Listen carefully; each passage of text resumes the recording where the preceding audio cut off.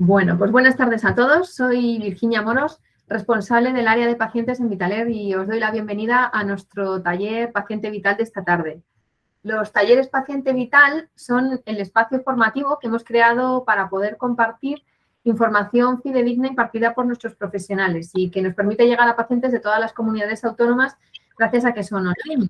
Nuestro objetivo es claro, queremos que los pacientes de terapias respiratorias domiciliarias y vuestras familias tengáis una buena experiencia con los tratamientos respiratorios.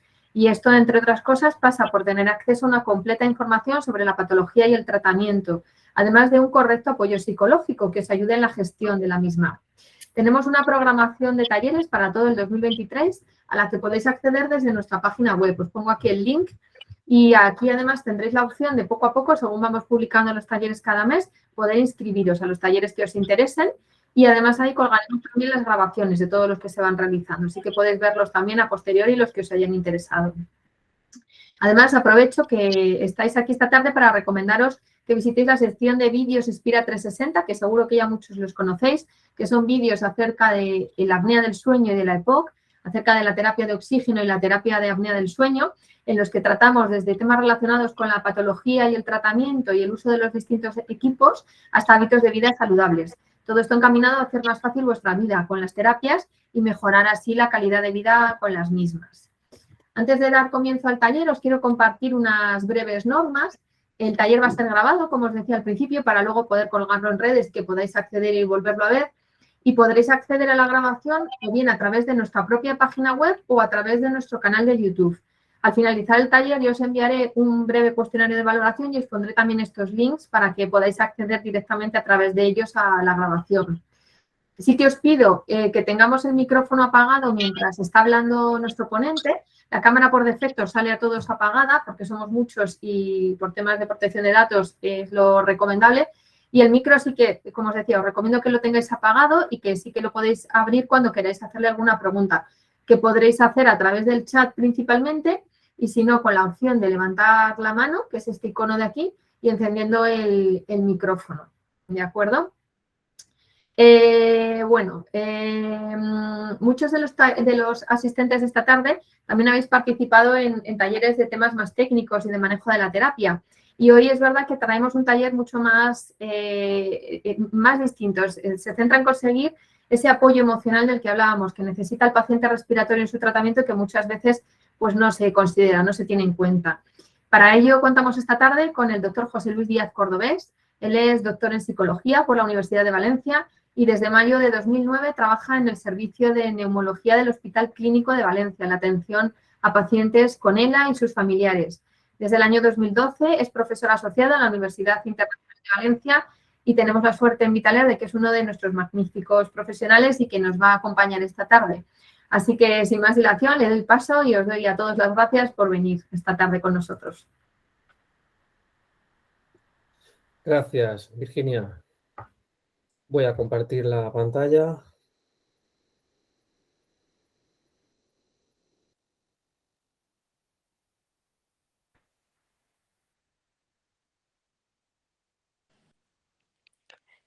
Hola, buenas tardes.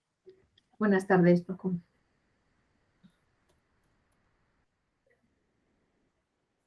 Sí, podéis verla, ¿verdad? Perfectamente.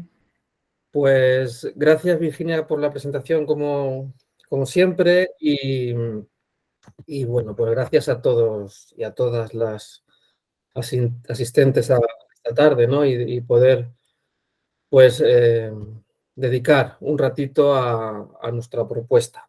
Virginia decía que era una charla típica y al hablar antes con Vicente yo también lo pienso. Yo creo que es de algo que, aunque está cada vez más estandarizado, que para dar una atención integral o global a las personas que están pasando por alguna situación clínica concreta o específica, pues siempre se habla de que la dimensión física es fundamental, de que el ámbito social es fundamental, también del ámbito psicológico, y últimamente, ya hace unos años, pues también se habla de esa dimensión también espiritual que forma parte también de la experiencia humana y que muchas veces profesionales sanitarios, pues aunque sabemos y sabéis que es un área más para esa atención integral y global que hablamos, pues a veces nos perdemos, ¿no? Ya hace tiempo que cada vez nos perdemos un poco menos en esto de los aspectos emocionales psicológicos,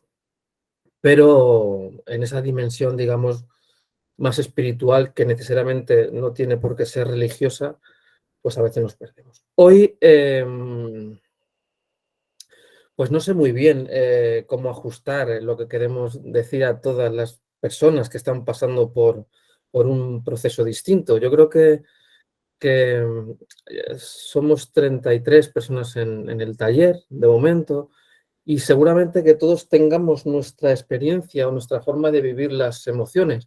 Yo, como decía Virginia, llevo tiempo en el clínico y bueno, además de esa atención a pacientes con ELA, pues también se hizo un programa de intervención psicológica en pacientes con EPOC y bueno, pues en definitiva, pues un poco para contaros que tanto dentro del hospital cuando padecemos una enfermedad concreta como fuera, pues habemos distintos tipos de personas a la hora de relacionarnos con esto de las emociones, ¿no? Lo que es evidente o está claro de que es algo que tenemos todas las personas, que es una condición sine qua non de las personas, pero que no todas las personas nos relacionamos con las emociones de la misma forma, ¿no? Luego hay una diapositiva más adelante que seguramente conozcáis gente que está menos dispuestas a hablar de cómo se siente o por su biografía, por su historia personal o por su aprendizaje con nuestros padres, con los hermanos en el colegio,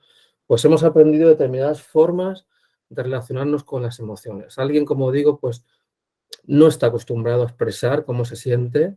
Hay otras personas que están muy acostumbrados a reconocer y saber muy bien cuál es su sentimiento y poder expresarlo. Y hay gente que le da también importancia a esos aspectos emocionales, pero que a veces no sabemos muy bien cómo nombrarlas, ¿no? O cómo autorregularlas o cómo manejarnos ante esas emociones. Culturalmente, yo no sé si estáis de acuerdo conmigo, supongo que en el taller habemos gente de varios rangos de edad, o de distintas edades. Esto ha ido un poco cambiando, ¿no? La educación cultural y en los colegios y en las familias, pues antes que posiblemente era muy típico frases como los hombres no lloran, ¿no? O llorar es de cobardes, ese tipo de cosas, pues supongo que estáis de acuerdo conmigo que eso ha ido cambiando. A la hora de atender desde el punto de vista emocional en los centros sanitarios y a la hora en la que en las consultas y cuando se hace un manejo emocional se hace, también ha cambiado, ¿no? Antes, que era un poco también lo que venía a compartir, ¿no? Porque antes todas las terapias, digamos, psicológicas o cuando se intentaba abordar eso de las emociones, pues siempre se intentaba eliminar el síntoma, se intentaba eliminar, pues, proporcionar estrategias para quitarnos el miedo ante salir a la calle con un ventilador o a no tener rabia cuando nos diagnostican algo que no es justo y aparecen muchos sentimientos, ¿no? O a tener mucha tristeza, ¿no? Por a lo mejor no poder hacer las cosas que hacíamos antes y se nos llena un poco la boca o la cultura nos ha enseñado, y aquí es donde luego me gustaría que hiciésemos un poco de debate. La cultura nos ha enseñado de siempre que eso de sentir emociones negativas, me refiero, esas de la tristeza, del enfado, del miedo, de la culpa, del retraimiento, de la vergüenza, ese tipo de emociones, como que el que las tienes porque no sabe manejar muy bien una situación, ¿no? Y que se ha considerado siempre que la persona emocionalmente sana es aquella que vive mucho tiempo en la alegría y que consigue, cuando se enfada, o no enfadarse tanto, o no emocionarse tanto, o ante una toma de decisiones, pues hacer lo correcto, ¿no? Siempre parece que la humanidad, con ese deseo tremendo o único por no sufrir, pues al final ese intento de control, no sé si estáis de acuerdo conmigo, pues ha generado que suframos más. O dicho de otra forma, parece ser que ese intento de dejar de sentir cuando nos pasa algo en la vida, ese intento de hacer desaparecer las emociones negativas, pues no sé si conocéis a alguien, pero no se puede eliminar, ¿no? Y genera no solamente el sufrimiento acorde a un diagnóstico de una enfermedad o a un cambio de vida o a alguna situación estresante, sino además que se une ese intento desesperado, infructuoso, de intentar desembarazarnos de esas emociones, ¿no? Entonces, como que se solapan, hay como un malestar limpio, que es el que se llama, que es aquel que es inherente a una situación, pero además tenemos esa desesperanza por no conseguir estar bien cuando no estamos bien, ¿no? Las cosas han cambiado. Ahora, todos los sitios donde se habla de emociones y se ha demostrado científicamente, esto no es cosa de unos cuantos, sino que esto de la autorregulación emocional ya no pasa por eliminar las emociones que hemos dicho que son condición sine qua non de la persona, sino que se trata de aceptar o algo así como de aprender a convivir con esas emociones. Eso es un poco lo que os propongo. Yo soy muy consciente que en una hora que dura el taller, pues no voy a poder generar grandes cambios, ni siquiera lo pretendo. Yo, como os decía, llevo ya tiempo en el hospital y cuando sales de la carrera, pues a lo mejor tienes unos objetivos no tan realistas cuando atiendes a personas que están en situación de vulnerabilidad. Pero ahora, con el paso de los años, pues eso de que la gente pase por procesos de enfermedad sin sentir, pues como, o sin ansiedad, o sin miedo, como decíamos, o sin determinadas tristezas, pues como que queda lejos. Desde luego, porque es muy frustrante para el profesional que no lo va a conseguir y tampoco para la persona afectada. Entonces, pues un poco, si os parecía, la propuesta de hoy es cambiar el punto de vista en el sentido de qué hacemos con las propias emociones, que como digo aquí es muy difícil ajustarlo a todas vuestras vivencias, porque con esa mini introducción que hemos hecho, pues cada uno vive su experiencia emocional, pues como ha aprendido, como buenamente puede o como muy bien sabe, disfrutando, digamos, de momentos presentes o de momentos libres de enfermedad cuando está dirigiendo la atención donde quiere. Cuando alguien, una persona con EPOC, consigue, cuando está viendo una película que le gusta, concentrar o tener la atención, y eso sí depende de nosotros, en la película, yo cuando hablo con pacientes en esta situación, pues hablamos como que en ese momento que dura o ese tiempo en el que no estamos pensando en la enfermedad, algo así como que estamos libres de enfermedad, ¿no? Como que estamos sanos, si me permitís la expresión. Y ese momento de estar sano es algo así como que nos quiten lo bailado, ¿no?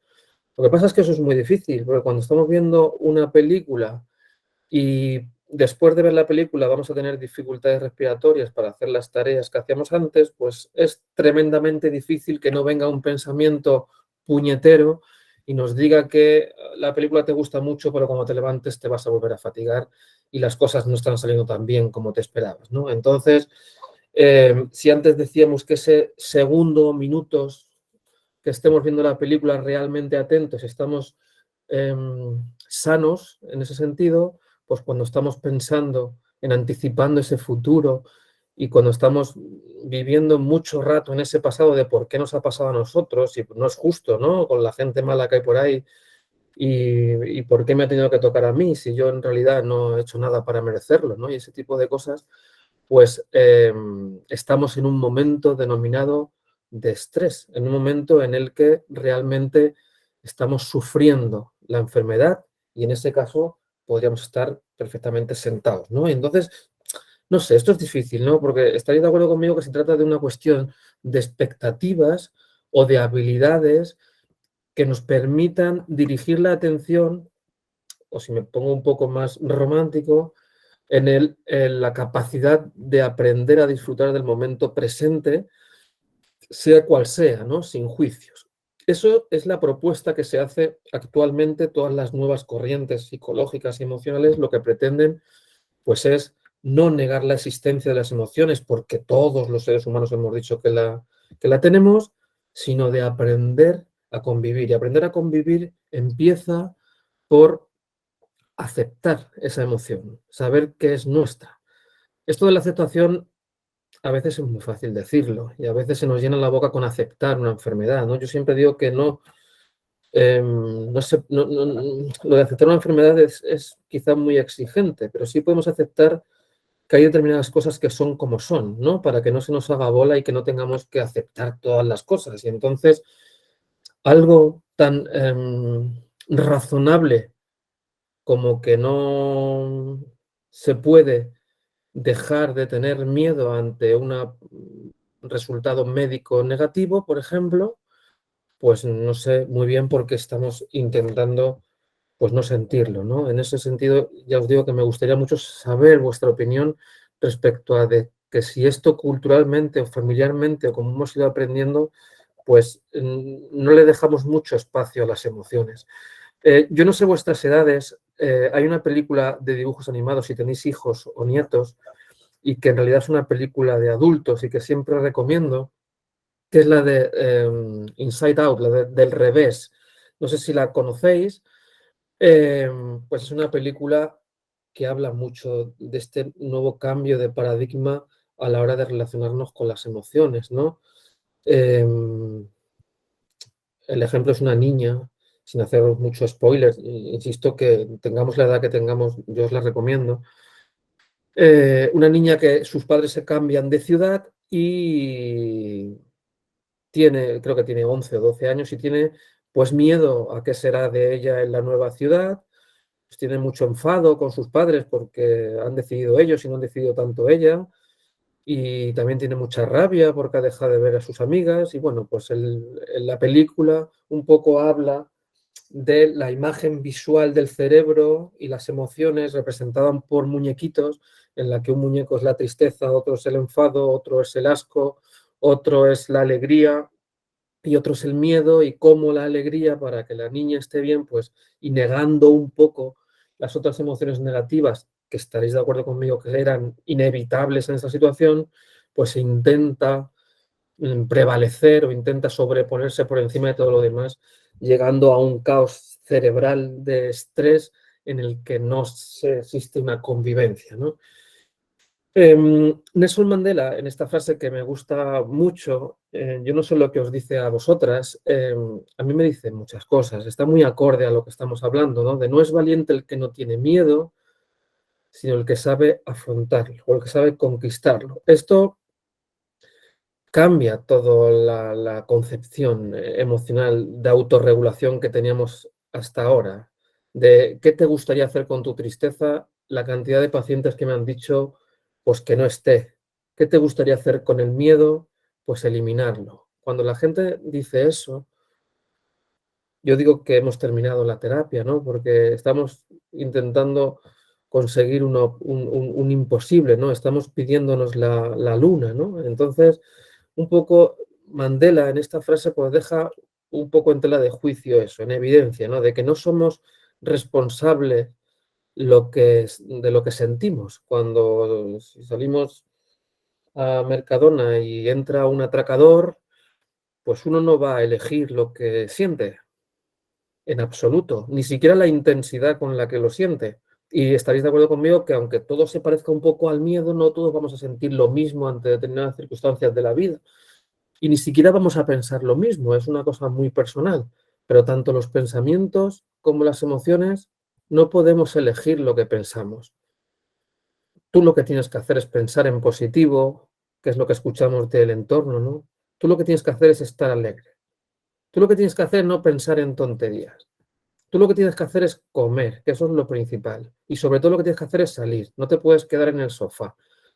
Son frases pues que lo que intentan es modificar algo que los pacientes, que los afectados y que todas las personas pues que ya conocen, ¿no? Pero que no está muy promovido por los valores, sino que está un poco promovido por el hecho de evitar determinadas emociones. La frase que veis delante, lo que nos quita es esa responsabilidad de lo que sentimos. Otra cosa es qué hacemos con esa emoción. Uno no puede evitar o no pasa nada, y lo digo con toda la contundencia de la frase, no pasa nada por sentir miedo. Otra cosa es cuando ese miedo se convierte en fobia.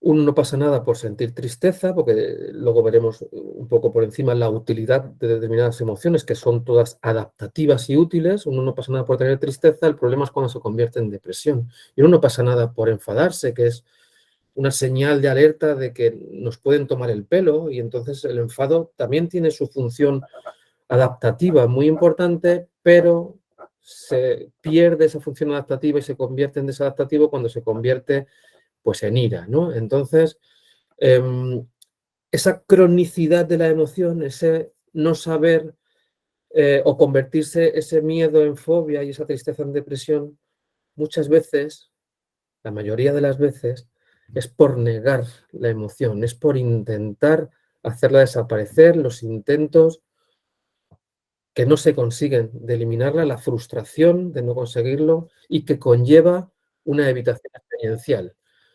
Cuando un paciente con EPOC, si sale a la calle, se fatiga, aunque el médico le haya dicho que uno de los mejores factores de protección es el ejercicio moderado, sin llegar a estar exhausto, pero sí el ejercicio, pero se fatiga, y cuando está en casa no se fatiga, uno, lógicamente y de forma muy racional, pues intenta evitar aquello que no le gusta y aquello que le hace sentir mal, como es ponerse delante o como es la disnea que le pone delante de la enfermedad que tiene. Cuando si está en una situación de quietud, pues no la está sintiendo. Entonces, desde el punto de vista humano y razonable, pues las personas tendemos a evitar aquellas cosas que nos generan malestar, aunque sea recomendado desde el punto de vista médico. Esa evitación continua, pues tiene un beneficio a corto plazo. Ese que nuestro marido, yo que soy mujer y estoy enferma y estoy en casa y tengo fatiga y estoy enfermo y mi marido me quiere ayudar y me deja bastantes cosas en casa en bandeja y cuando necesito algo no te levantes, hazlo tú, esa intención beneficente y a veces sobreprotectora y a veces empujada por la lástima o la compasión o algo así, pues hace que a corto plazo tenga sus beneficios, porque estamos evitando situaciones negativas, ¿no? La cuestión es que esa evitación hace, como decíamos antes, que las emociones se cronifiquen y que la intención de eliminarlas pues se base en una evitación. Si a mí me da miedo salir a la calle, como decíamos, porque me fatigo, pues, o tristeza, pues me quedo en casa. Y ya no solamente es ese día que hay que bajar a comprar, sino al final se generaliza determinadas conductas, dando lugar a algo así que podríamos llamar como trastorno de evitación de la experiencia que de forma crónica, a corto plazo, tenemos mucho alivio porque nos hace evitar la situación, pero a largo plazo el miedo, la tristeza, pues mucho más lejos de hacerse pequeñito, se hace muy grande. Si yo tengo mucho miedo a hablar esta tarde en público con vosotras, a venir a la charla, y le digo a Virginia que me he puesto malo sin estar malo, para evitar mi miedo, por ejemplo, pues la siguiente vez no tengo mejores herramientas para hacerle frente. El miedo no ha disminuido, ni siquiera se ha quedado igual, el miedo ha engordado mucho más por esa evitación, ¿no? Y entonces, no sé, ¿estaréis de acuerdo conmigo en que estas situaciones que estamos contando de distinta índole, muchas tienen en común el evitar cosas que nos asustan, que nos dan tristeza o que nos enfadan, pero que de forma a medio plazo y largo plazo pues no es lo mejor, ¿no? Todos también tendréis la experiencia de afrontar determinadas situaciones pese a las emociones y en ese caso es como estamos dejando de lado lo que nos impone la emoción o la evitación de la emoción y estamos más siendo coherentes con nosotros mismos, con lo de ya sé que esto me da miedo, pero voy a hacerlo, ¿no? Porque realmente es lo que quiero. Y ese realmente es lo que quiero es algo así como los valores de nosotros mismos y las enfermedades respiratorias que tenéis, pues en muchas ocasiones, cuando ocurren en un núcleo familiar, sea al miembro que ocurra, pues es evidente que cambian muchos roles y que la vejez o la madurez pues no es como nos habíamos planificado en nuestra libro de biografía vital, ¿no? En cómo nos imaginábamos la jubilación o cómo nos imaginábamos determinadas circunstancias, pues cuando aparece una enfermedad respiratoria crónica en la que requiere de tratamientos a veces costosos y molestos y a veces ruidosos y a veces pues que no son agradables a priori, aunque todos sabemos que son muy beneficiosos, que aquí esto sería otra charla completa, ¿no? El por qué sí o no nos adherimos a determinadas terapias y por qué sabiendo que son beneficiosas para nosotros no. Pero bueno, eso sería otra terapia. Lo que estábamos hablando hoy es que sea el miembro que esté afectado de la familia, pues es evidente que los roles de la gente de la familia pues cambian en función de la discapacidad, con perdón, que puede generar la propia enfermedad o alguna de las enfermedades. Y que en algunos casos no, hemos dicho que cada uno tiene su vivencia de las emociones, pero que en muchas ocasiones pues son inevitables este tipo de emociones. Yo no conozco a ningún afectado de ELA, por ejemplo, que si es honesto y si tienen la oportunidad de decirlo, que no tenga sentimiento de ser en mayor o menor medida una carga para su familia.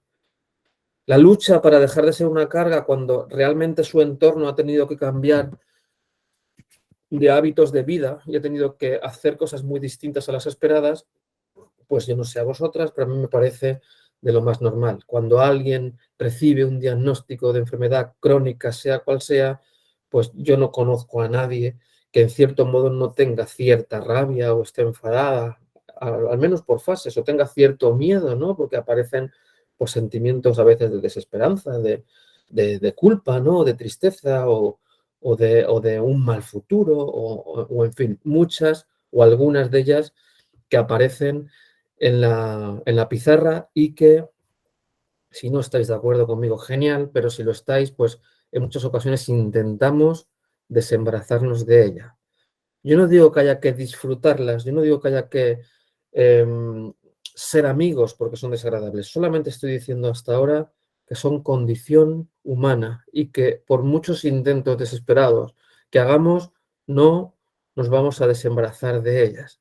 Otra cosa es el caso que le hagamos, que parece ser que esto de las emociones, y luego os contaré a través de una metáfora una de las poquitas cosas que me gustaría que os pudieseis llevar esta tarde de aquí, es qué pasa cuando les hacemos menos casos a las emociones, ¿no? O cuando realmente y con conciencia plena entendemos que tienen que estar ahí de todas maneras y que no se pueden eliminar, porque solamente hay una manera de que no sintamos. Una es que no nos importe un pimiento lo que nos pasa, que nunca es, y la otra es que tengamos una afectación cerebral o cognitiva que no nos permita tener un pensamiento razonable, ¿no? En cualquier otro caso, siempre aparece de un modo u otro las emociones.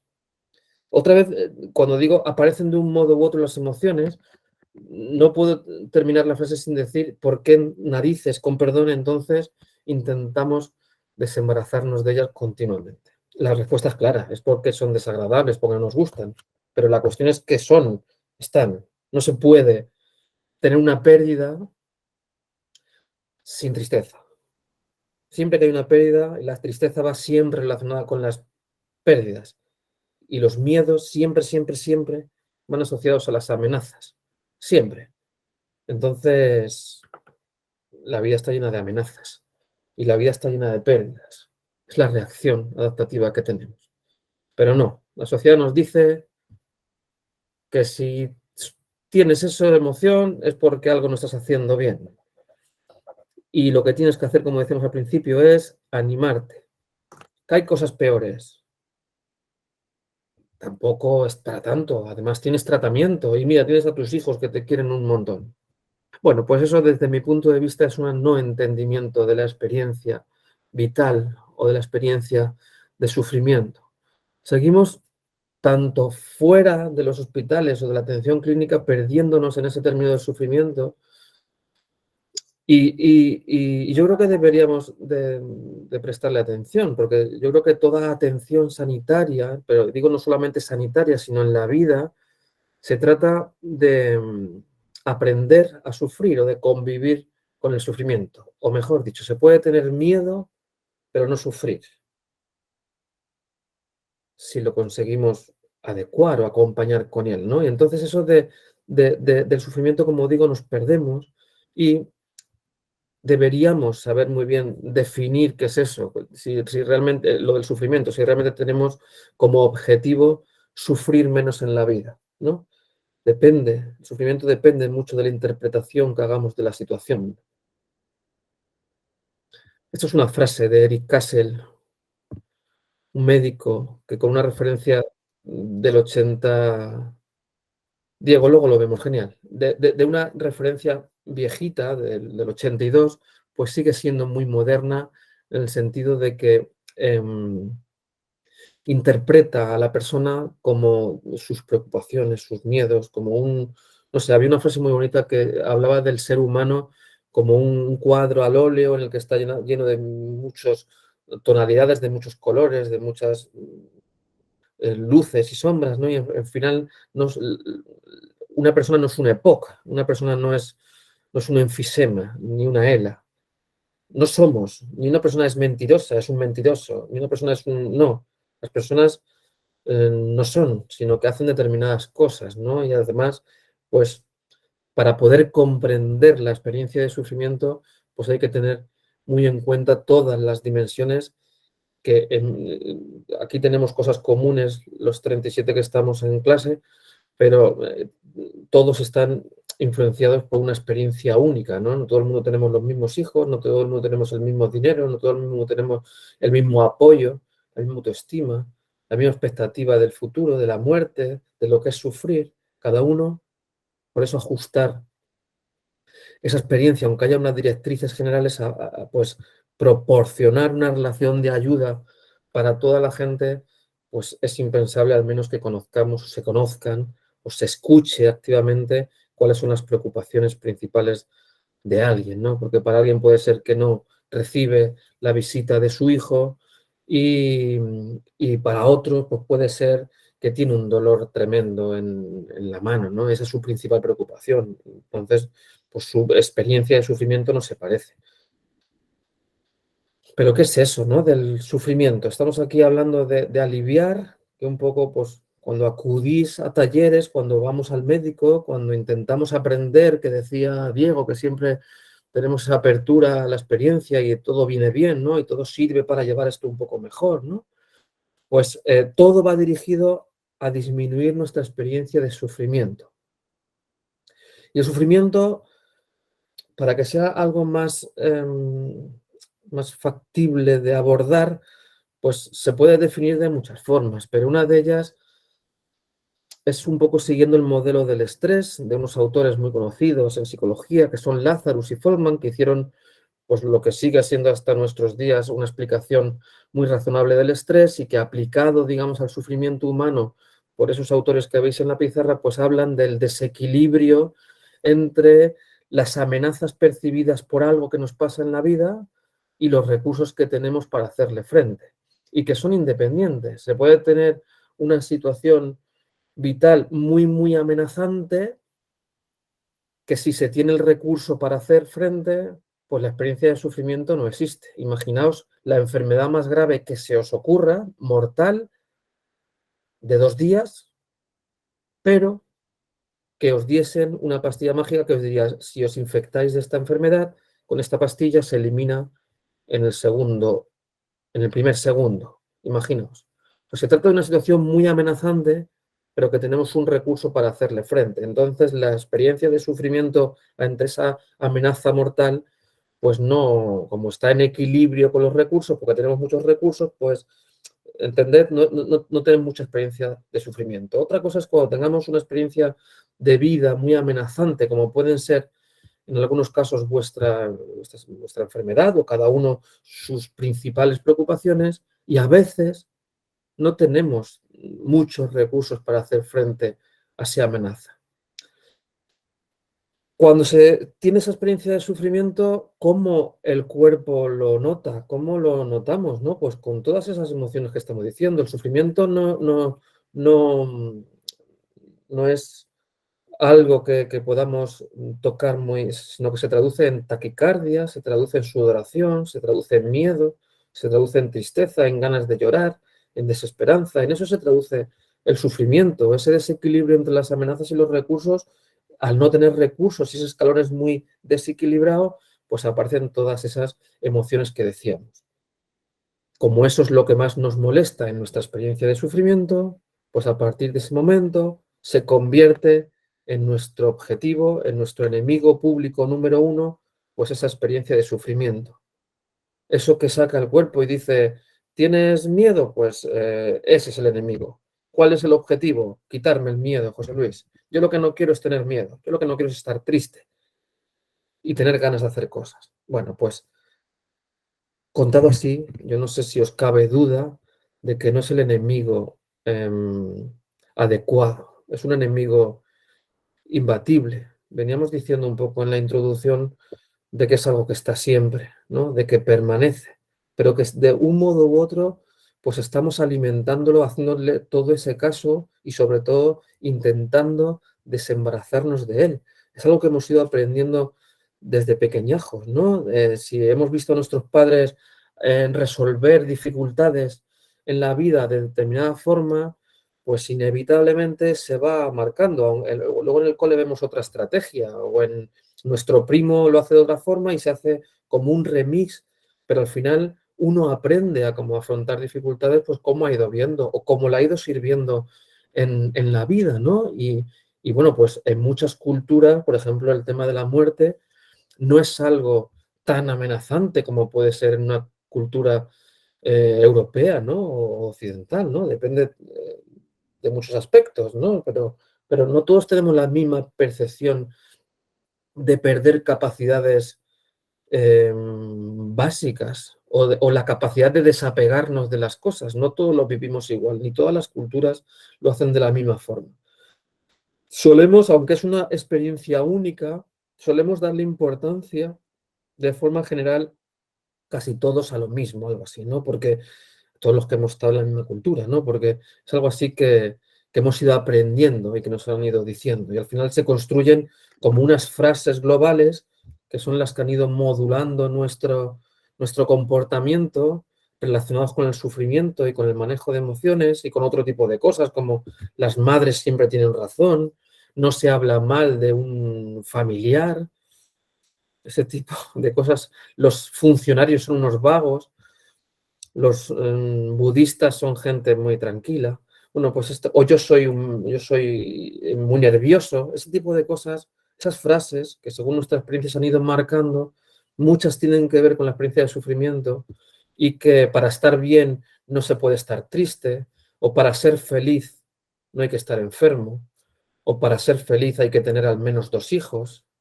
Imaginaos una persona que haya aprendido, una mujer que haya aprendido eso, de que para ser plena, para ser feliz, al menos hay que conocer la experiencia de madre. Y cuando llega el momento de ser madre, pues tiene dificultad para ser madre.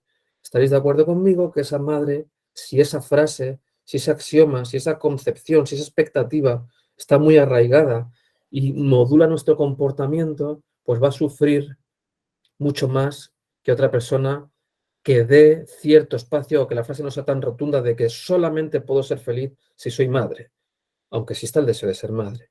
Si existe la flexibilidad de concebir o entender una vida feliz, en cierto modo, sin ese deseo de ser madre. Lo único que quiero decir es que también ocurre este tipo de frases con las emociones y a la hora de cómo tenemos que estar ante las dificultades, ¿no? O como la familia nos impone o nos obliga en cierto modo y la sociedad, ¿no? Pero bueno, siempre luchamos por estar felices, por vivir mucho rato en la felicidad, por no tener pensamientos negativos, ni problemas, ni preocupaciones. Yo creo que no existe una vida así y que además continuamente estamos alimentando todo lo contrario.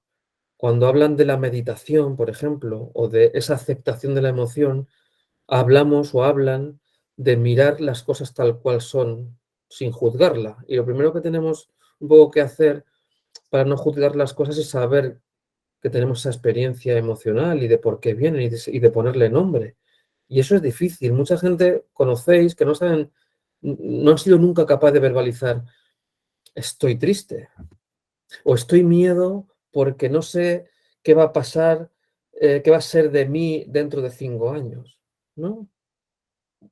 esa frase tan potente, ¿no? Entonces, mucha gente no estamos acostumbrados a hacerlo. Y seguimos alimentando ese sentimiento de evitación a través de huir de esas cosas pues, que nos acercan a una experiencia directa con la emoción. Y bueno, esto sí lo tenía preparado. Me recuerda, cuando hablo de esto, me recuerda a un adolescente que cada vez que iba al colegio, pues pasaba por una puerta donde había un perro ladrándole y donde le daba mucho miedo, y que el recurso que tenía en ese momento para hacerle frente, pues fue lo que tenía encima, que era su bocadillo, y le dio un bocado de bocadillo, y eso fue lo que le permitió pasar por la calle y llegar al instituto y salvarse, ¿no? Al día siguiente, cuando pasó por ahí, que no había otro camino para ir al instituto, pues no sé qué pensáis, pero el perro no se había ido. El perro sabía que pasaba por ahí y además sabía que le había dado bocadillo. Entonces, pues se tragó muy rápido el primer bocado que le dio y estaba ya pidiendo a través del ladrido del siguiente. Pero es que otros perros que la vieron por allí a los días siguientes, pues también estaban por allí merodeando, ¿no? Y entonces lo que decidió, pues es hacer varios bocadillos para los perros y así poder seguir pasando. Al final no daba abasto, como podréis imaginar. Los perros no se cansan y siempre están ahí amenazando. Esas emociones siempre están ahí. Pero habría que ver qué pasaría si un día no le da de comer, ¿no? Posiblemente esas amenazas no fueran tan grandes como la chica creía cuando estaba haciendo esa evitación. Continuamente, no sé qué os parece, o en muchas ocasiones estamos intentando pasar por alto o no sentir determinadas cosas y hacemos pues esta evitación de forma muy lógica y muy racional, que es con las herramientas que tenemos encima. Y a veces la herramienta es quedarse en casa cuando existe un problema respiratorio en lugar de salir a la calle. Es lo más fácil, es lo más racional de entrada, aunque esté demostrado médicamente que no es lo mejor, pero al menos no me pone triste porque no me di cuenta que no puedo coger la bolsa de la compra o que no puedo llevar a mi nieto al parque.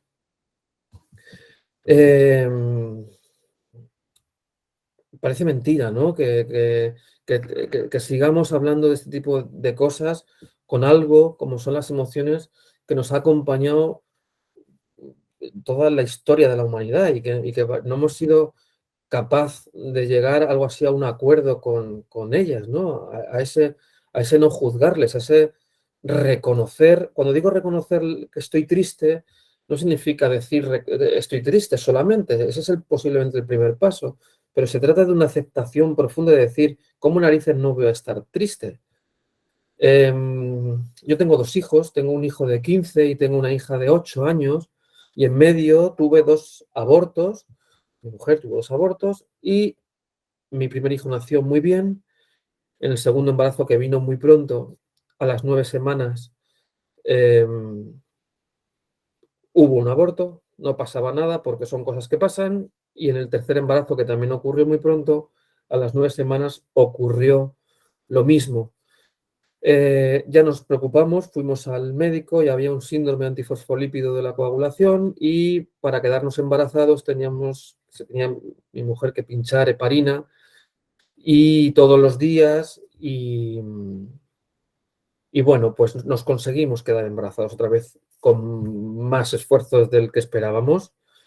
Yo no sé si pensáis que en la 4ª semana teníamos miedo o no, con la experiencia previa que teníamos. Yo os digo que mucho miedo. Y en la semana 5, pues más todavía. Y cuando se acercaba esa semana 9 donde habíamos tenido los abortos previos, pues teníamos mucho miedo. Yo no sé si aquí hay alguien que se le ocurra alguna estrategia para dejar de tener miedo en esas circunstancias. A mí no se me ocurre ninguna y estoy convencido de que no hay ninguna. Otra cosa, como decíamos antes, es que esa emoción se desborde, se convierta en desadaptativa. Es decir, que mi mujer y yo no pudiésemos hablar de esto porque los dos nos ponemos a llorar, de que nos diese envidia una embarazada en la calle, de que me pidiese la baja laboral. Ese tipo de emoción no acorde a la situación o determinadas situaciones de evitación, como dejar de ir a sitios o dejar de hacer cosas, pues estaréis de acuerdo conmigo que es desadaptativo. Sin embargo, también hemos dicho que no podemos o es inevitable tener miedo basada en la experiencia previa, ¿no? Bueno, pues otra vez seguimos insistiendo en no saber reconocer que hay situaciones en las que están ligadas a determinadas emociones, pues muy inevitable, que es, ¿cómo lo podemos definir? Pues como esa sensación, ese sentimiento que afecta, pues que está un poco relacionado con los pensamientos, con las acciones, con la voluntad de acción y que están ahí y que permanecen, ¿no? Y que tienen sus propios beneficios. Si no existiese el miedo, pues iríamos en las motos sin cascos, ¿no? O no llevaríamos a nuestros hijos al médico cuando aparece un síntoma, ¿no? O seríamos el pito del sereno, con perdón de la expresión, si el enfado no tuviese su utilidad, ¿no? Igual que la tristeza, ¿no? Que también nos permite un poco activarnos en ese sentido, ¿no? Todos hemos dicho que tienen una función reguladora y que tienen una función de poder desenvolvernos. Son señales de alarma ante determinadas situaciones. Se habla que la primera herramienta de la autorregulación, todavía muy lejos de esa aceptación, todavía muy lejos de esa cosa que nos impone la cultura que nos tenemos que eliminar para estar bien, pues es algo así como la autoconciencia, saber qué es lo que estamos sintiendo, ¿no? El hecho de poner sobre la mesa la emoción verbal, poniéndole nombre, pues estamos haciendo mucho camino, ¿no? Porque por un lado estamos compartiendo realmente con quien decidamos lo que estamos sintiendo y segundo, porque cuando la vemos ahí sobre la mesa parece que no es tan grande, ¿no? Estoy muy enfadado porque me han cambiado el tratamiento y no me funciona, ¿no? Pues el hecho de ponerlo ahí ya en sí misma está proponiendo soluciones y a veces decimos que las personas, hay muchos tipos de personas, aquellas que estoy enfadado y se comporta automáticamente con el enfado y es muy distinto, como dice luego una diapositiva, darse cuenta que uno está enfadado a actuar enfadado, ¿no? Entonces ahí está la clave de la autorregulación. En primer lugar, algo así como el ponerle nombre. La segunda es que si hemos dicho que no es evitable, ni que somos responsables, como decía Mandela, de lo que sentimos y con qué intensidad lo sentimos, pues vamos a mirarlas un poco ahí, ¿no? Vamos a dejarlas sin juzgar, a ver qué es lo que pasa, ¿no? Porque parece ser que cuanto más caso le hagamos, como que se empodera, como que se hace más grande, como que nos atemoriza aún más y encima nada más lejos de eliminarse, sino que crece, ¿no? Como hemos dicho con la evitación. Así que vamos a ponerle nombre. Nos sirve en función de qué emoción sea, pues nos prepara para la acción. Hemos dicho que nos autorregula, nos permite ganarnos el respeto de los otros a través del enfado si se hace de forma adecuada, ¿no? Pero ya hemos dicho que no es lo mismo actuar triste que darse cuenta que uno está triste. No se parece absolutamente en nada. No le encontramos casi nunca la utilidad por una razón muy sencilla y por la sencilla razón por la que la alegría es la reina de las emociones y es porque son desagradables. Todas tienen su función reguladora y adaptativa, pero solamente hay una agradable. Podrían ser, en realidad, ahora al hablarlo con vosotras, estaría bien que fueran 4 agradables y una desagradable, pero no es la condición humana. Ya lo decíamos antes, ¿no? Todos conocemos o nos podemos identificar como determinados tipos de personas en relación o en cómo nos relacionamos con nosotros mismos o con las emociones, ¿no?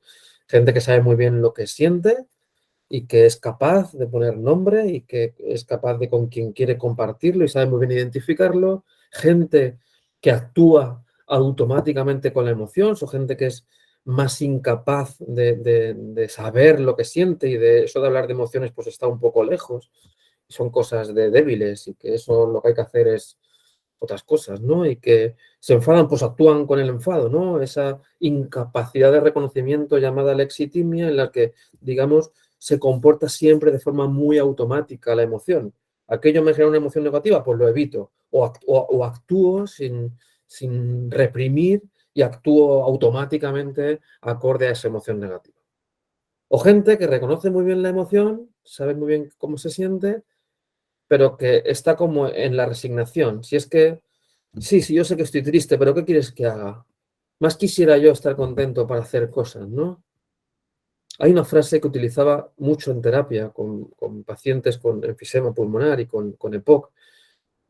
Y hablando así, de este modo, me decían, sí, ya lo sé, José Luis, pero cuando esté mejor, ya haré más cosas, ¿no? Claro, si eso ya lo sé yo, cuando esté mejor haré más cosas. Imaginaos, cuando esté mejor, una flecha que une haré más cosas. Yo cogía ese folio y le tachaba la flecha, perdón, y no era cuando esté mejor haré más cosas. Parece ser que en ese sentido es cuando haga más cosas estaré mejor, que la flecha iba en la otra dirección. Es decir, que a veces reconocemos bien lo que sentimos, pero como que nos resignamos, nos conformamos y parece ser que no sabemos muy bien qué hay que hacer. En ese sentido hay una falta de brújula, de valores, de saber realmente lo que nos importa en la vida o si sabemos lo que nos importa y lo que realmente le damos valor a la vida, pero el hecho de evitar la emoción y no sentir determinadas emociones está por encima de dirigir mi vida a los propios valores, ¿no? Está por encima de evitar, está por encima no pasar miedo de esa forma errónea de intentar evitarlo, que realmente afrontarlo y hacer lo que realmente me importa, porque en realidad nos perdemos muchas cosas.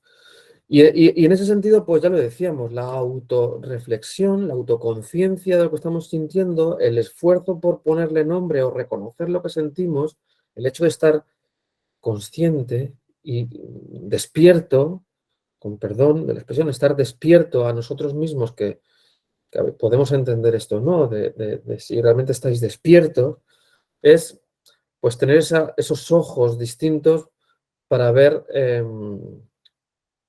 nuestro estado de ánimo, esa capacidad de no juzgar, de ver como un principiante, de cómo vernos desde fuera qué es lo que estás sintiendo, ¿no? Así nos aleja un poco de lo que nos pide el cuerpo a actuar cuando estamos enfadados, o lo que nos pide la cabeza o el cuerpo a qué hacer cuando estamos muy tristes, ¿no?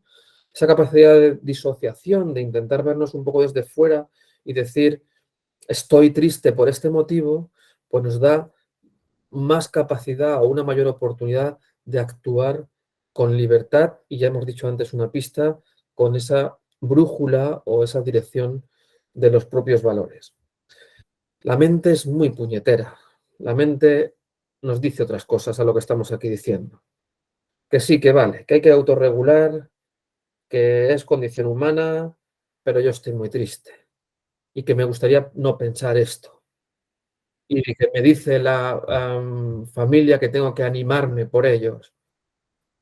Y mal, si estoy pensando en estas cosas, yo debería pensar en otras cosas. Nos seguimos fustigando y haciéndonos daño y sintiéndonos culpables por algo que ya hemos dicho muchas veces, que ni tanto la emoción como los pensamientos los elegimos, ¿no? No los acogemos nunca con cariño, no nos identificamos con ellos, son dolorosos, los queremos fuera de nosotros, queremos fuera de nosotros algo que somos nosotros.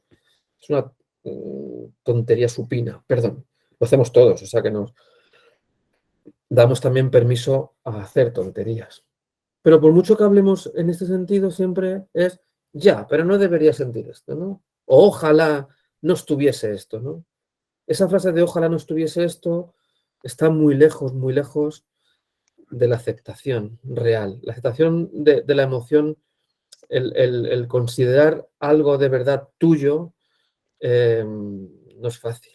Y está muy lejos pues, de estas frases, como entre otras, que aparecen en la pizarra, ¿no? Ya lo decíamos antes, no es lo mismo estar enfadado con alguien, que en esa misma situación de enfado, pues darse cuenta, hacer una conciencia, una autoconciencia autorreflexiva de que estoy enfadado, ¿no?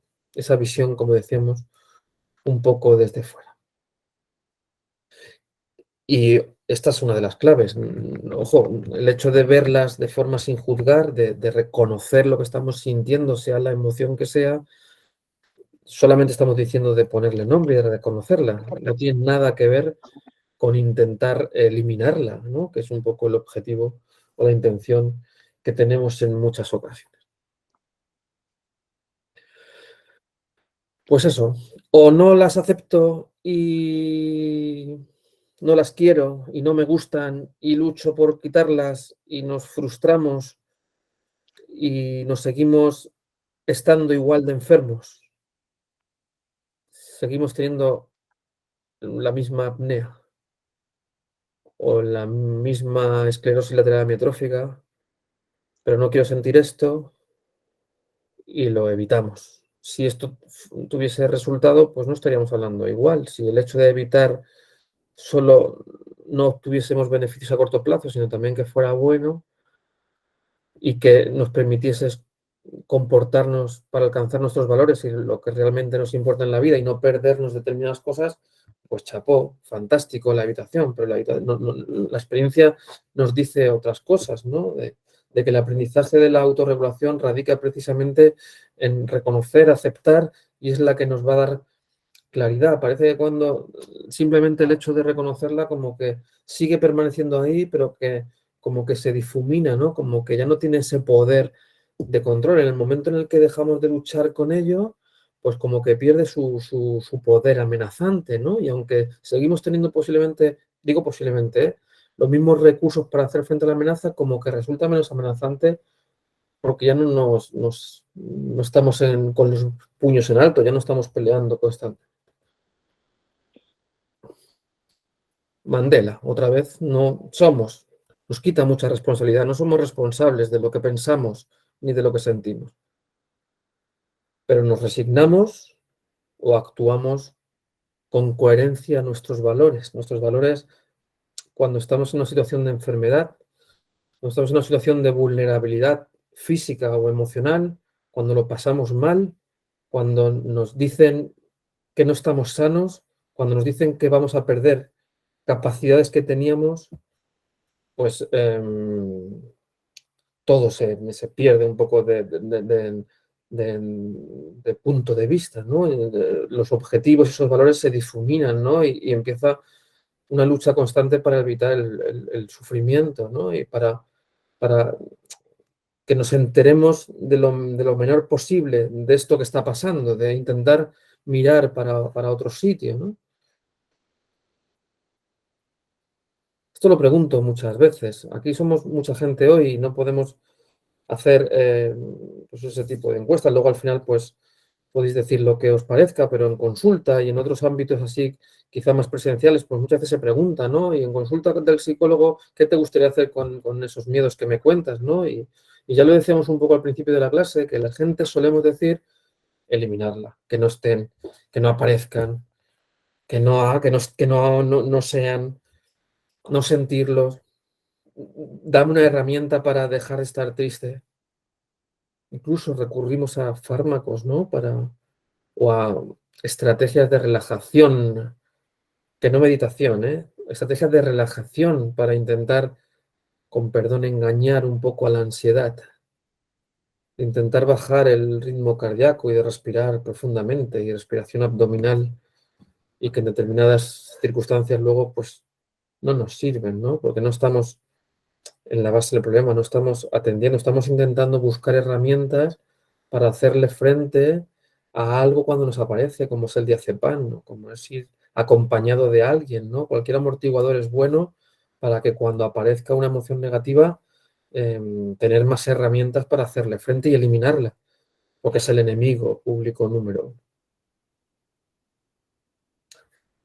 Y como son tan feas, pues no nos apetece contactar con ellas, no las queremos.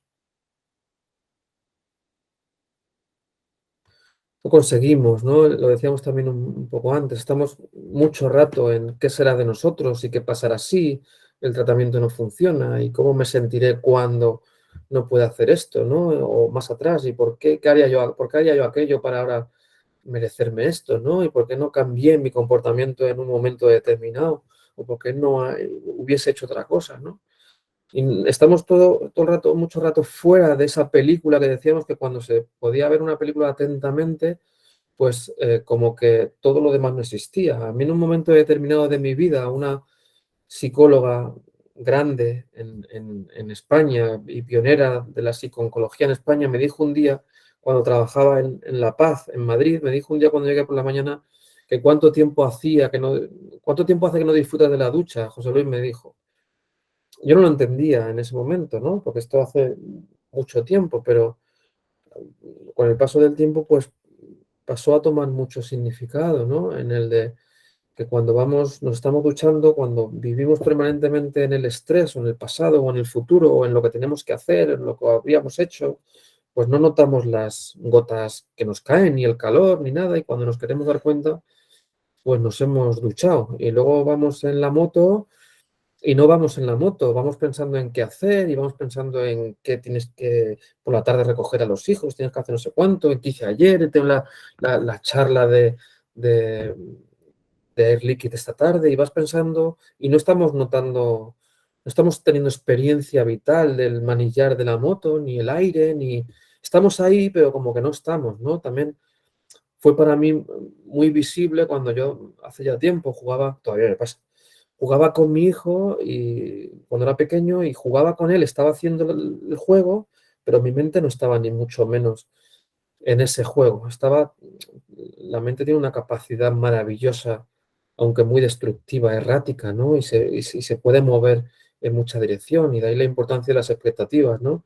Y ahora se hace un esfuerzo tremendo para aprender a través de la autoobservación o de la meditación y algo que está tanto de moda ahora, como aprender habilidades de reenseñar a la mente a quedarse quieta, ni mucho menos a no pensar en nada, que es lo que la gente cree a veces que es la meditación, ¿no? Ahora ya somos casi todos expertos en meditación, pero de dirigir la atención a lo que realmente uno quiere, ¿no? A reenseñarla a estar en un sitio concreto, a traerla aquí, que cuando aparecen pensamientos inevitables, pues con cariño los acojamos y le digamos, ya sé que eso te preocupa, pero ahora estoy duchándome, ¿no? Y estamos prestando atención a cosas pues muy concretas.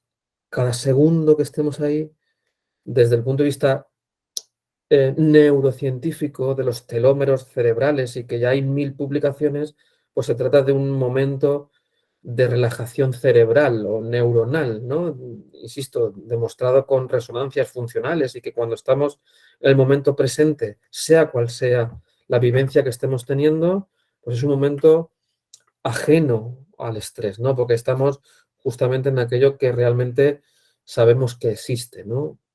Entonces, pues, hay gente que también lo escuchamos a veces de, uy, yo ahora estoy pasando una mala temporada, ahora con lo que me acaban de decir, ahora que empiezo a llevar la máquina por la noche, ahora no es un momento para tonterías, ¿no?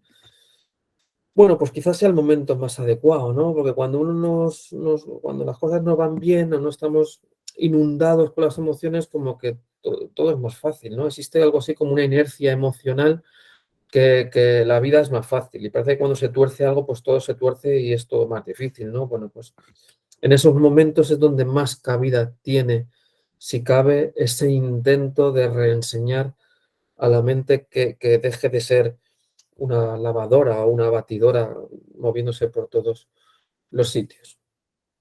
Nada, esto es una diapositiva que ya habréis oído meditar, mindfulness, ese tipo de cosas que, como digo, ya sabemos todos y que no quiero decirlo a la ligera, mindfulness, como no dándole importancia, tiene mucha importancia, tanto que es pues, la fuente de eliminación de estrés principal y digo, no de psicólogos ni de gente rara y mal vivir, sino de que hay mucha publicación científica de los beneficios de dejar la mente quieta en el momento ahora, independientemente de si se llama mindfulness o meditación o otro tipo de práctica en la que dirijamos el esfuerzo y la atención donde realmente queremos. A nivel emocional, esa capacidad de llevar la atención donde queremos, pues nos sirve para lo mismo. El hecho de tener la capacidad de no juicio, de no juzgar, de que pese a que sea un funcionario, no tener la etiqueta de que es un vago y de que podamos verle, que conocemos una persona recién y que nos dicen que es funcionario, pues que tengamos la flexibilidad de dar la oportunidad de saber cómo es, ¿no? Pero como vivimos con frases hechas y con premisas y con las emociones pasa lo mismo, pues eso de darle cabida a la emoción y de yo no voy a ser capaz de hacer esto o determinadas cosas, pues se quedan otra vez lejos de la aceptación, ¿no? Un poco lo que me apetecía proponeros es el poner nombre a esa emoción, de romper algunas frases de siempre, de que se puede vivir sin emociones Lo que se puede vivir es que es sin que nos inunden y que esa no inundación pasa por,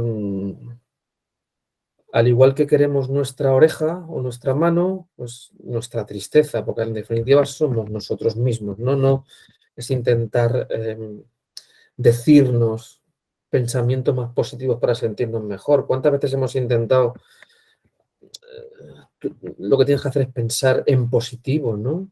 Cuando la mente piensa como quiere. Lo que pasa es que a veces se cree que se piensa una sola cosa y por consecuencia actuamos. Es mentira, la mente funciona de otra forma. La mente, si tenemos, por ejemplo, una entrevista de trabajo, la mente te puede decir, José Luis, no vayas a esa entrevista que no te va a dar tiempo a prepararla y que son 2 plazas para 2000 y que hay gente muy preparada. Y entonces, como consecuencia, no vamos, ¿no? Pero no es verdad, porque la mente también te dice, por otro lado, pero ¿por qué no vas? Te dice la otra parte, ¿no? Y te dice, ¿por qué no vas y pruebas suerte? A ver si suena la flauta. Lo mismo, preguntan lo que te sabes mejor. Y dice, pero estás tonto, te dice la otra parte de la mente. Te dice, pero no merece la pena dedicar tiempo a eso. Dedícalo a otra cosa que va a ser más productivo. Bueno, pero es que eso es muy importante para mí. Te dice, no, bueno, en definitiva, la mente no solamente nos dice una cosa de si salgo a la calle, de si no, de si estoy triste, de si el futuro. No nos dice solamente una cosa y nos comportamos.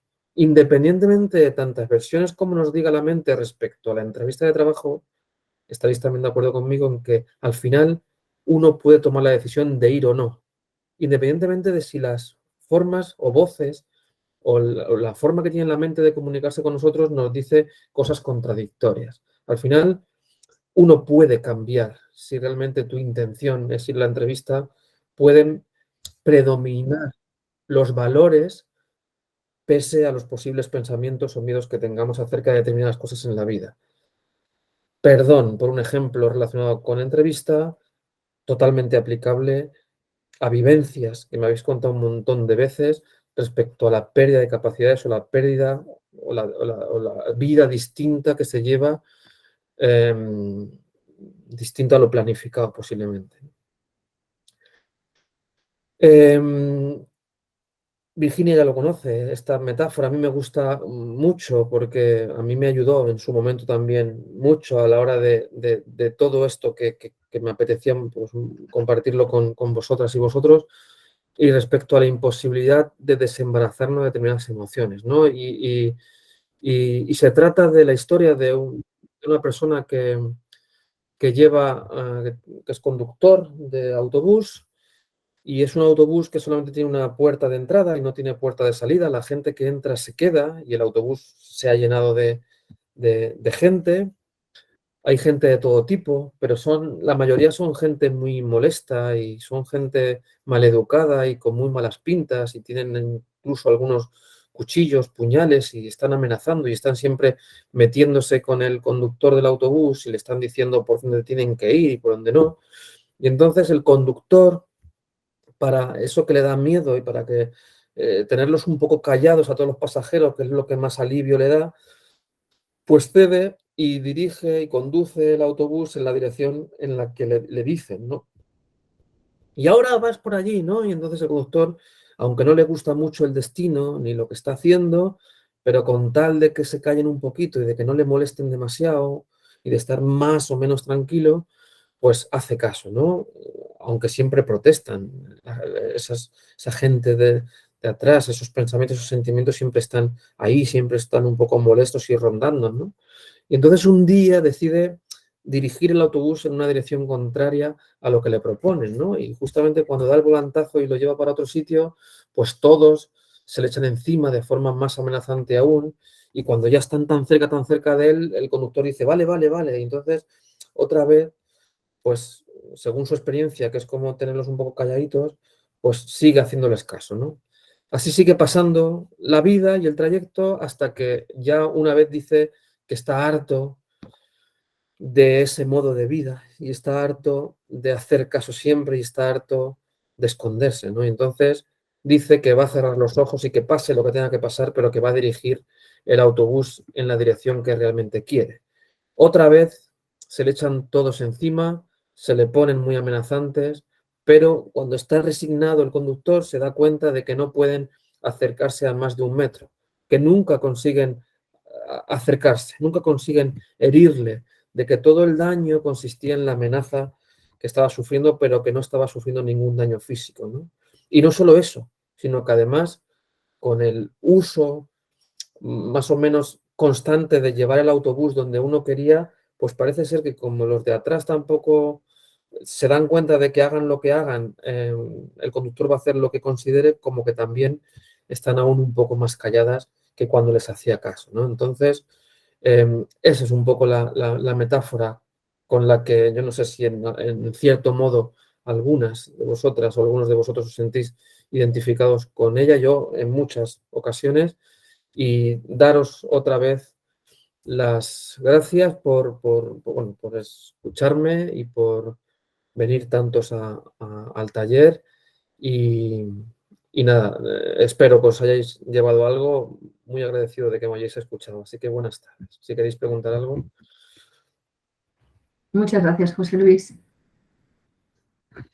Bueno, qué interesante todo lo que has contado en todos los ámbitos, en el ámbito de la enfermedad y en el día a día, porque hay veces que es verdad que la mente es tan poderosa que nos hace ver las cosas como no son y nos sentimos totalmente invalidados y bloqueados para hacer cosas cotidianas porque creemos que vamos adelantando, anticipando acontecimientos, cuando luego las cosas no son así, pero generamos esos miedos nosotros mismos.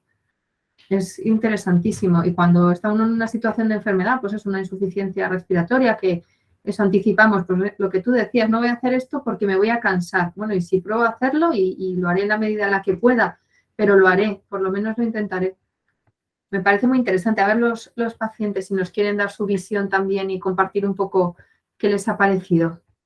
Pueden activar el micrófono y contarnos lo que les parece o sus pensamientos o cualquier duda que tengan también para plantearle a José Luis. Adelante. David, gracias. Adelante, compañero. Tienes que activar el micrófono, David, porque no te oímos. En el lado izquierdo tienes el símbolo del micrófono que está en gris, estará en rojo, lo tienes que clicar para que se ponga en gris y ya te oímos. No te oímos todavía. Si no, a través del chat también nos puedes indicar. Sí, ahora se oye. Ahora sí, David. Hola, buenas tardes. Pues muchas gracias por la magnífica charla que has hecho. José Luis, me ha encantado porque yo estoy yendo a una psicóloga hace un tiempo, ¿no? Me está dando sesiones y es una magnífica profesional. Y entonces, muchas cosas que he escuchado, ella me las dice. Y la del autobús me ha encantado. A veces somos prisioneros de nuestros miedos y las cosas que nos pasan por la cabeza, pero quizás cuando tenemos las herramientas y las usamos, somos personas más felices. Yo, por ejemplo, ahora tengo pues varios frentes abiertos, ¿no? Están haciendo pruebas del neurólogo, neumólogo, también me están haciendo pruebas del corazón, vamos, un asco, ¿no? Pero claro, estoy intentando pues el día a día ir hacia adelante, uso la máquina de la apnea del sueño para dormir también. Y pues contar con gente así como vosotros, con herramientas como estas, pues hacen la vida más llevadera. Entonces, le estoy haciendo mucho caso y me siento feliz cuando voy descargando mis miedos y mis cosas que quizás nunca van a pasar. Muchas gracias, y un abrazo para todos. Un abrazo para ti y te agradezco un montón que lo compartas en público. Yo también me lo paso mal. Quiero decir que hay una metáfora de los alpinistas cuando habla de la relación, pues, de la gente que nos ayuda, ¿no? Y de la gente que no lo estamos pasando mal, de que cada uno va, imagínate una montaña enfrente de la otra y están dos alpinistas escalando, una por un lado, pues cuando uno escala su montaña y mira la del compañero, pues siempre ve más fácil las subidas más asequibles de la montaña, pero su propia montaña como que cuesta trabajo. Entonces, pues es un esfuerzo constante, porque aquí estamos hablando muy a la ligera, David, pero cuando uno, y el psicólogo, y cuando uno habla del paciente respiratorio, que no lo estoy sufriendo en mi propia piel, pues habla fácil, pero cuando uno tiene sus vivencias propias y sus propios miedos, pues como que se hace difícil. Yo he tenido ocasiones en la vida también de pasármelo evidentemente muy mal y algunas cosas de las que yo decía cuando era más joven en los talleres y en las clases de que funcionaba, pero yo no había tenido ocasión de vivirla, incluso pensaba, digo, eso es muy difícil. En esas situaciones, realmente el hecho de identificar bien los valores y de que, aunque tengamos el derecho a la pataleta cuando tenemos una mala noticia o un impacto de algo en la vida, no se trata de estar siempre fuerte, sino todo lo contrario, ese reconocimiento de emociones que estamos diciendo, pero que también tenemos mucho derecho a la pataleta, ¿no? Y tenemos mucho derecho a enfadarnos y a sentir, aunque también tenemos derecho a hacer las cosas que queremos hacer si están basadas en nuestros valores. David, mil gracias por tu participación. Diego, adelante. Hola, buenas tardes. Yo viví el principio de la enfermedad con mucho miedo, que me paralizaban y no me dejaban evolucionar, no me dejaban disfrutar de lo que podía. Hasta que digo, mira, los toros cuando lleguen hay que ir toreándolos. Mientras tanto, no vamos más a intentar en ellos. Y a mí eso me ha ayudado. Porque siempre en la mente dicen que corre más que las piernas y es verdad, pero para mal. Pues muy buena participación. Es una sugerencia fantástica en esa capacidad de disfrutar el momento, ¿no? Y de la mente va a anticipar, porque eso sí que no lo vamos a poder evitar. Que eso esa mente errática que se mueve atrás y adelante, esa anticipación, ese miedo al futuro, no lo vamos a poder evitar. Lo que sí podemos hacer es reconocer ese pensamiento, saber que ha llegado y que somos nosotros, y con todo el cariño del mundo, pues poner el foco del director de cine en otro sitio que nos apetezca más.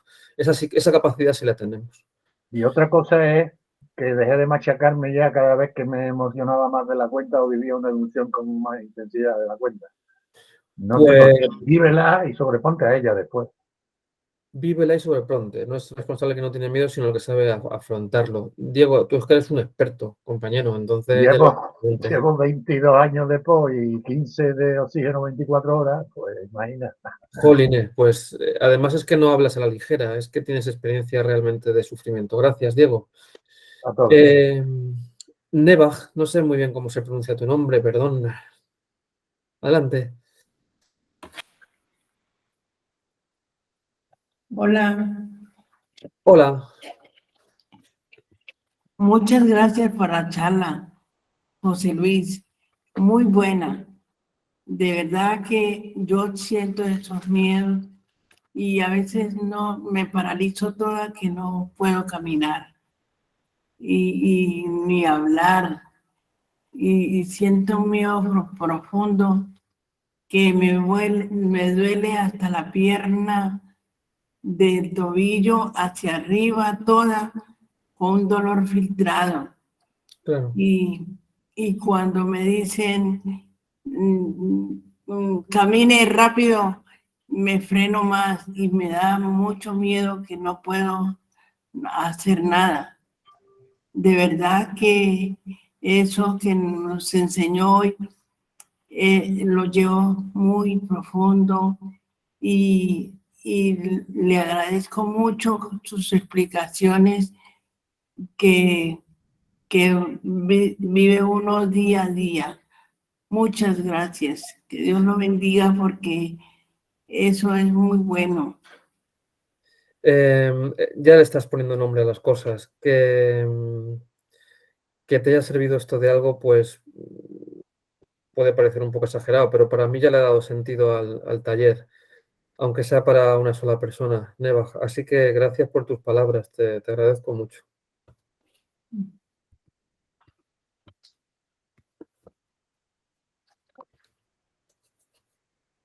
Bueno, no sé si alguien más quiere compartir. Mientras tanto, yo os recuerdo que os enviaré ahora un correo electrónico con un pequeño cuestionario de valoración y en el que además nos podéis decir qué temas os gustaría que tratásemos a futuro. También pueden interesaros tanto a nivel emocional como a nivel técnico de las terapias. Estamos abiertos a vuestras sugerencias y vuestros comentarios. Y además en el correo os indicaré el link a la grabación del taller que estará disponible a partir de la semana que viene para que lo podáis volver a ver si estáis interesados y consultarlo las veces que lo necesitéis. Así que, bueno, pues si no tenéis más preguntas, no queréis compartir nada más, yo quiero aprovechar para darle las gracias a José Luis una vez más por compartir con nosotros sus conocimientos y ayudarnos poco a poco a entender mejor este proceso de la mente y las emociones que a veces no es tan fácil de gestionar. Así que muchas gracias. Bueno, Juan ha levantado la mano. Adelante, Juan. Tienes que activar el micrófono para que te podamos oír ahora. José Luis, te he escuchado todo lo que has dicho. Yo, si te digo la verdad, llevo 2 años con el problema que no sé si Virginia se acordará de mí. Sí, me acuerdo, Juan. Y bueno, pues yo no es que tenga miedo, como se suele decir, a la muerte, porque he estado en ella. Lo único que hay que tener miedo es que cuando yo voy al médico te trate, como se suele decir hoy en día, con bullying, no te crea lo que tú le dices, porque que le diga que me encuentro mal de esto, de lo otro, de esto, de lo otro, y te trate como si estuvieras loco, pues la verdad que es muy fuerte este tema, ¿me entiendes? Quien lo sufre es uno, porque yo no quisiera estar en esta situación, pero parece ser de que cuando uno va contando la verdad, pues parece ser que no te creen. Yo no lo sé hasta qué punto es tan complicado esta situación, pero bueno, así es. Gracias, Juan. Hemos hecho muchos talleres hablando de la importancia de la relación médico-paciente y familia, ¿no? De la necesidad de que todos tengamos habilidades de comunicación adecuadas. Yo siempre cuando habláis de esto me acojo a una cuestión que un amigo y paciente de ELA, y digo su nombre porque me da permiso, que se llama Alejandro Bayo, me decía que cuando iba al médico no le pedía que fuera simpático ni que fuera amable. Lo que le pedía en ese ratito que duraba el encuentro médico-paciente, que duraba 15 o 20 minutos, era que tenía que tener la sensación de que para el médico en ese momento él era lo más importante que había. Entonces, es otra vez la atención. Ya lo decía Kabat-Zinn, un médico neurobiólogo que fue el que inició la mindfulness a nivel occidental y que hizo la primera clínica del dolor en Massachusetts, ya lo decía, de que esa relación cura en sí misma, esa relación médico-paciente de confianza cuando estamos en situación de vulnerabilidad, si realmente nos sentimos escuchados, pues es terapéutico en sí mismo independientemente del tratamiento. Así que somos muchos, no todos pensamos igual. Yo lo sé, te entiendo perfectamente. Y mira, te voy a decir, porque es que yo me tomo la oxigenación casi todos los días.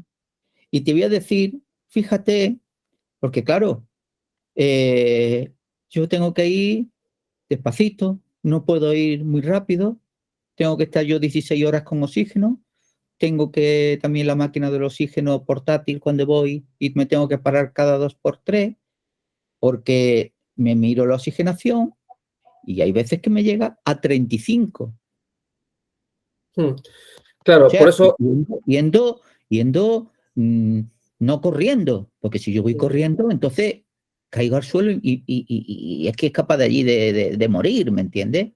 Claro, por eso la necesidad de ajustar eso es la para pasarlo, ¿me de entiendes? ajustar la intervención del médico pues a cada persona, ¿no? Y para eso pues es lo que hablamos, que el encuentro que dure el tiempo que dure el encuentro, pues de que haya una recepción adecuada de tus necesidades para poder ayudarte. Pero es que ¿sabes lo que pasa, José Luis? Que hay veces, que es lo que te iba a comentar, que no te quieren escuchar. Bueno, pero es lo que hablamos, ¿no? Que requeremos de habilidades de comunicación y de escucha activa necesarias, pero que somos muchos y que a veces eso no ocurre. Y aquí habemos o hay profesionales fantásticos y otros que no lo somos tanto. Y entonces, pues, se requieren por un lado conocimientos, por otros habilidades de comunicación y por otro actitudes ante el sufrimiento. Y eso no se imparte en la medicina muchas veces, así que... Sí, pero mira, te voy a decir una cosa, José Luis, perdóname que a lo mejor sea muy pesado en el tema. Parece ser de que el problema que tenemos, los que tenemos COVID persistente, Parece ser que no interesa que eso se sepa, ¿no? Me da esa sensación a mí. No lo sé. ¿Es que o no? No lo sé. Es que parece ser de que no interesa. Es que está todo tapado, está todo... Que vamos a ver, cuando uno está mal, yo no quisiera estar así. Claro. Porque yo, como sabe Virginia, yo en mi vida, a mis 55 años, nunca he estado ingresado en un hospital. Ujú. Y por culpa, y te lo digo de corazón y de verdad, por culpa de ellos, estoy yo como estoy. Porque la primera vez que me llevo a la ambulancia, si me hubieran ingresado en la forma que fui, y no me mandan para casa, váyase usted para casa con paracetamol. Y si en segunda mi mujer no dice o te llevo, o vas al hospital, porque es que te veo que te estás muriendo. Ujú. Y de segunda, que me lleva a la ambulancia, me ingresan en la UCI y estuve allí 40 y tantos días ingresado. Ujú. Por eso te digo que es que increíble. Se conocía poco de algunas cosas, Juan. Lo sé, Te entiendo pero lo muy que te bien. quiero decir es que cuando uno va al médico, pues no se va por gusto. Que yo no es que soy muy aficionado ahí a los médicos, Ujú. pero cuando te encuentras que no puedes tú más, pues tú dices, pues lo que yo voy buscando es ayuda. Como hemos estado escuchando a ustedes, porque cuando uno escucha a una persona es porque necesitas esa ayuda que te quiere decir. Ujú. Pero claro, es tan difícil que ciertas personas o ciertos profesionales o ciertos facultativos te quieran comprender, pero claro, Mucho ánimo, Juan. todo, y tú lo sabes, tiene que haber vocación. Si no hay vocación, pues es el tema. Pero Ujú. bueno, Es una de las cosas. Gracias por compartir con nosotros, muchas Juan. gracias a ustedes, ¿vale? Por escucharme y perdonarme a lo mejor lo intensivo que he sido, ¿vale? Un saludo, un abrazo. Vale, igualmente. Bueno, por aquí por el chat nos dicen también muchas gracias. Ha sido de gran ayuda y que personalmente también les va a servir. Qué bien. Gracias, Puerto. Te agradezco. Qué útil para sus pacientes. Nevash, no sé muy bien cómo se pronuncia. ¿Ha vuelto a levantar la mano de Nevash? Gracias. Bueno, es el correo, Nevat, pero realmente la paciente se llama María Pascuala Cortés. Bueno, como dijo mi madre, es muy bueno estas charlas y pues lo único aporte que yo le haría más bien es como una continuidad, una repetición en el momento de que esto es muy bueno porque hay ese acompañamiento, ¿cierto? Que necesita el paciente para saber que no está solo, que lo que él está sintiendo, otras personas también lo están diciendo. Y como decía el señor anterior que acabo de hablar, que acaba de intervenir, pues sí, se siente que lo maltratan, pero eso es algo que también viene, pienso yo que viene con la enfermedad, ¿cierto? Que nos sentimos solos, que nos sentimos que no nos están escuchando. Y esta charla lo que hacen es saber que no estamos solos, nos están ayudando y eso pues muy, muy contenta, muy agradecida por todos ustedes. Muchas gracias, ojalá se vuelva a repetir. Gracias. Sí, seguro. Vamos a hacer talleres periódicos a lo largo del año y ya os decía, visitad nuestra página web que ahí iremos publicando las convocatorias y tenéis disponibles los que vamos a hacer. Solo una cosa, me decías que es que no te encuentro en la lista para poderos enviar la información. ¿Con qué nombre os habéis inscrito, Nevash?